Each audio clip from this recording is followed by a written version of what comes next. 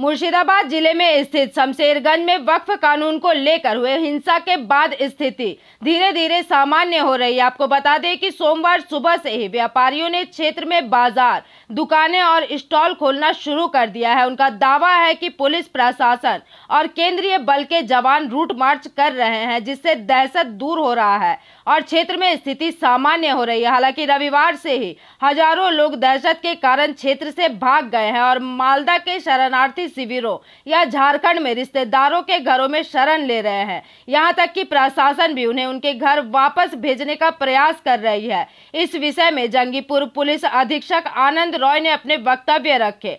वहीं दूसरी ओर भाजपा के प्रदेश अध्यक्ष सुकांत मजूमदार शरणार्थी शिविर में विस्थापित लोगों से मिलने पहुंचे। पुलिस सूत्रों की माने तो शमशेरगंज घटना में अब तक 250 लोगों को गिरफ्तार किया जा चुका है। इसके अलावा शमशेरगंज थाना ओसी शिव प्रसाद घोष को भी हटा दिया गया है। कुल मिलाकर एक सप्ताह से चल रही अशांति कम हो रही है और क्षेत्र में शांति वापस लौट रही है।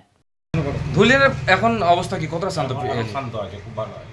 আচ্ছা, এই যে এখনো তো পর্যন্ত অনেকে প্রচার চালিয়ে যাচ্ছে যে না অশান্ত সেই থাকা যাচ্ছে না, এরকম না না, এখন খুব শান্ত আছে, খুব ভালো আছে মানুষ।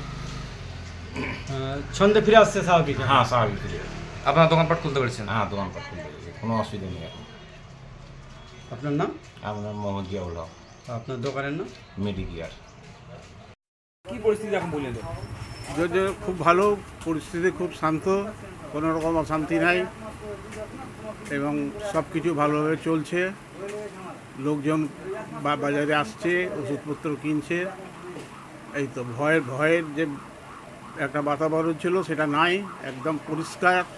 সবাই খোলা মনে বাজারে আসুন, বাজার হাট করুন, বাজারকে স্বাভাবিক করুন। আমরা সব ভালো আছি, আপনারাও ভালো থাকুন। আর আমরা খুব ভালো আছি, আপনারা স্বাভাবিক। এখন আর কোনো সেরকম কিছু নেই, আমরা তো ভালোই আছি। দোকান খুললাম, মন্দিরে সবাই লোকজন যাচ্ছে আসছে, টোটো চলছে, বাজারটা আস্তে আস্তে সব খুলে যাচ্ছে। যারা একটু ভীত হয়ে ভয় খেয়েছিল তাদেরকে আবার সাহস দিয়ে সব স্বাভাবিকভাবে সব চলছে। এখন আর কোনো মানে সব ধরনের মানুষ মানে বাইরে এসছে, সব শ্রেণীর মানুষ এসছে একসঙ্গে। আমরা যেমন আগে আমরা ছিলাম একসঙ্গে। এটা একটা কোনো পরিচালনা বা কেউ কোনো কিছু কারণে হোক উল্টোপাল্টা হয়ে গেছে বলে এরকম। আমার ধুলিয়ানে কোনোদিন এসব জিনিস কোনোদিন ছিল না। ধুলিয়ানের আমরা মোটামুটি সবাই শান্তিতেই ছাড়া একসঙ্গে সব মিলেমিশে থাকি, একই পরিবারের মতো। আমাদের এখানে পুজো হয়, সেরকম আমার অনুষ্ঠান যোগ দিয়ে ঈদ হয়, তারপর যে অনুষ্ঠানে। এখন কি পরিস্থিতি আপনার? লাস্টি তো বিক্রি করছেন আপনি দেখছি। এখন পরিস্থিতি বলতে এখন ঠিক আছে, অতটা পরিস্থিতি খারাপ নেই। আপনি লাস্টি বিক্রি করতে পারছেন? হ্যাঁ, আমার লাস্টি যেমন হিন্দু খেত, এখন মুসলমান যেমন খেত, হিন্দু খেত। ঈদে তো বিক্রি করলাম, মেলা করলাম।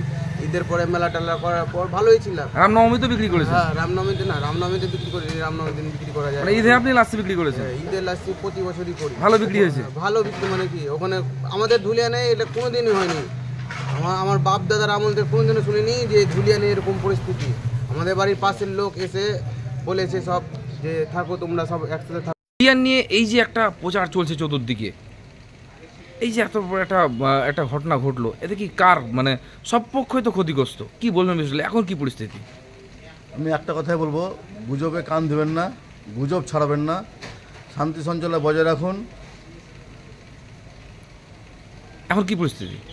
এখন অনেকটাই প্রশাসনের সাহায্যে অনেকটাই এখন মানে শান্ত আছে সব। মানুষজন বাড়িতে বেরিয়েছে? হ্যাঁ, মানুষজন বাড়িতে বেরিয়েছে।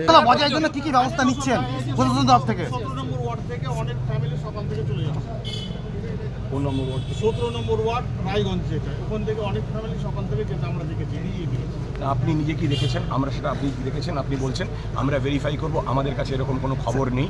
আমি আবার বলছি, যারা ঘর ছেড়েছিলেন তাদের মধ্যে 19 জন ফিরে এসেছেন এবং বাকি আরও মানুষ ফিরবেন, আমরা খবর রাখছি। গ্রেফতার কতজন হয়েছে এখনো পর্যন্ত? 200 জনের বেশি গ্রেফতার হয়েছে। অনেকগুলি কেস হয়েছে, সেই কেসের শামশেরগঞ্জে আছে। ডিটেল ব্রেকআপটা এসপি বলে দেবেন। এখনও তল্লাশি চলছে, রেড চলছে। শামশেরগঞ্জ থানার ওসির নামে একটা সোশ্যাল মিডিয়ায় পোস্ট হয়েছে যে উনি এই ঘটনার মূল চক্রী এবং তাকে গ্রেপ্তার করা হয়েছে, এই ধরনের একটা প্রচার হয়েছে। কি বলবেন বিষয়টি নিয়ে? এটা আপনাদের যে রিমার্সের লেভেল অফ রিমার্সের শুনে আমিও চমকে যাচ্ছি। শামশেরগঞ্জ ওসি যিনি ছিলেন তিনি আমার সঙ্গেই আছেন। এটা একদম দেখেই বুঝতে পারছেন যে কতটাই ভিত্তিহীন এই গুজব। স্যার পাশে আসবেন একটু, স্যার পাশে আসবেন একটু। ঠিক, ও ঠিক। গুজব ছড়িয়েছে। Bureau report PVTV news. नियमित अपडेट एवं दुनिया भर की ताज़ा खबरों के लिए हमारे फेसबुक पेज को फॉलो एवं यूट्यूब चैनल को सब्सक्राइब करें।